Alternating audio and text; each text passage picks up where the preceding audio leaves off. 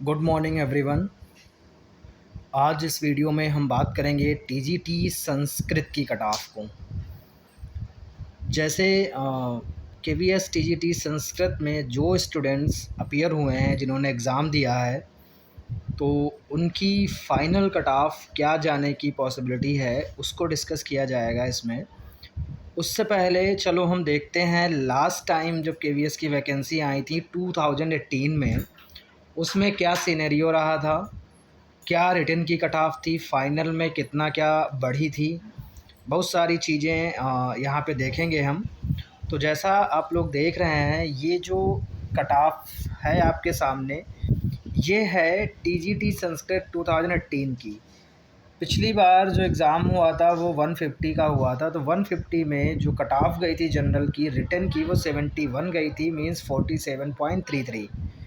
ऐसे ही ओबीसी की जो कट ऑफ गई थी 150 में, वो 70 गई थी, जो 46.66। एससी की जो कट ऑफ गई थी वो 67 गई थी, जो कि 44.66। एसटी की जो कट ऑफ थी वो 65 थी, जो कि 43.33। पिछली बार पेपर हुआ था 150 का। उसके बाद जो फाइनल जो कट ऑफ बनी थी वो रिटन का 85% लिया गया था और इंटरव्यू का 15% लिया गया था। तो इस हिसाब से जो फाइनल की कट ऑफ बनी थी वो ये है आप लोगों के सामने। 54.73 यूआर की, 49.67 ओबीसी की, 47.28 एससी की, 44.33 एसटी की। ये इंटरव्यू के बाद जो फाइनली जो सिलेक्टेड कैंडिडेट थे उनकी कट ऑफ थी फर्स्ट लिस्ट की। हालांकि उसके बाद वेटिंग भी आती है, तो इससे जो थोड़े बहुत कम नंबर वाले होते हैं उनको भी एक मौका मिलता है, वो भी होपफुल रह सकते हैं। तो आप लोग देखिए लगभग कितना क्या इंक्रीज़ हुई कट ऑफ। वो हुई है 47.33 से 54.73। 7% से ज़्यादा बढ़ी फाइनल में। ठीक है, तो इस हिसाब से हम देखते हैं कि टीजीटी संस्कृत 2022 जो अभी एग्ज़ाम हुआ था, उसमें रिटन की कट ऑफ क्या रही थी, वो आप सभी को पता होगा कि जिनके 142 थे आउट ऑफ 180 उस जनरल में, उनको इंटरव्यू के लिए कॉल किया गया था। यानी जिसके 78.88% थे रिटन में, वो इंटरव्यू के लिए गया था जनरल कैंडिडेट। ओबीसी कैंडिडेट जिसका 137 था, यानी 76.11 था, वो गया था इंटरव्यू देने के लिए। 132 एससी यानी 73.33, 124 एसटी यानी 68.88, 138 ईडब्ल्यूएस 76.66। तो ये कैंडिडेट इंटरव्यू में अपीयर हुए हैं। इसके बाद अब हम देखेंगे कि फ़ाइनल कितनी जा सकती है। जैसे कि हम हर वीडियो में ये बताते हैं कि जो यूआर का कट ऑफ जाता है फ़ाइनल में, मैं फ़ाइनल की बात कर रहा हूँ, जो यूआर का कट ऑफ जाता है वही डिसाइड करता है कि अदर कैटेगरी का कट ऑफ क्या रहेगा। क्योंकि फ़ाइनल में ऐसा होता है कि जो भी अच्छे नंबर अदर कैटेगरी के कैंडिडेट्स लाते हैं वो सारे यूआर में चले जाते हैं। तो यूआर की कट ऑफ जहाँ पे रुकती है, फिर वहाँ से नीचे अदर कैटेगरी वालों की जो रिज़र्व सीट होती हैं उन कैंडिडेट्स को लिया जाता है। मतलब सीधा सीधा है कि यूआर की जो कट ऑफ रहती है उससे कम सीट्स के अकॉर्डिंग कट ऑफ रहती है पर्टिकुलर कैटेगरी वाइज। ठीक, जिस कैटेगरी में जितनी सीट्स हैं उस हिसाब से फिर कट ऑफ नीचे आती रहती है। तो इस हिसाब से हम अगर देखें तो यूआर की जो कट ऑफ एक्सपेक्टेड रहने वाली है टीजीटी संस्कृत में, वो 84 रहने वाली है। ठीक है, मैंने 6% ही बढ़ाया है। और जैसे लोग पिछले से कंपेयर करते हैं फिर भी नहीं कर पाते हैं, तो इस हिसाब से मैं ये कहना चाहूँगा कि पिछली बार रिटन का वेटेज ज़्यादा था, इंटरव्यू का कम था, इसलिए कट ऑफ 5%, 6% या 4% ही बढ़ रही थी रिटन से। इस बार इंटरव्यू का वेटेज ज़्यादा है, तो इस बार कट ऑफ ज़्यादा बढ़ने के चांसेस हैं रिटन से। फिर भी मैं ओवरऑल एक जो कह सकते हो जो रिस्पेक्टिव जो भी इंक्रीमेंट होने वाला है मैं वो ले रहा हूँ। हो सकता है उससे 1-2% ज़्यादा ही है। मतलब अगर जो कट ऑफ मैं बताता हूँ उस कट ऑफ एरिया में आप आ रहे हैं, it means you are safe. और अगर उससे नीचे हैं तो समझिए कि आपका सिलेक्शन थोड़ा सा मुश्किल होगा। अब हम कैलकुलेट कैसे करेंगे? जैसे हम देख रहे हैं कि हमने एक्सपेक्टेड बताई है यूआर की जो जाएगी वो 84% जाएगी।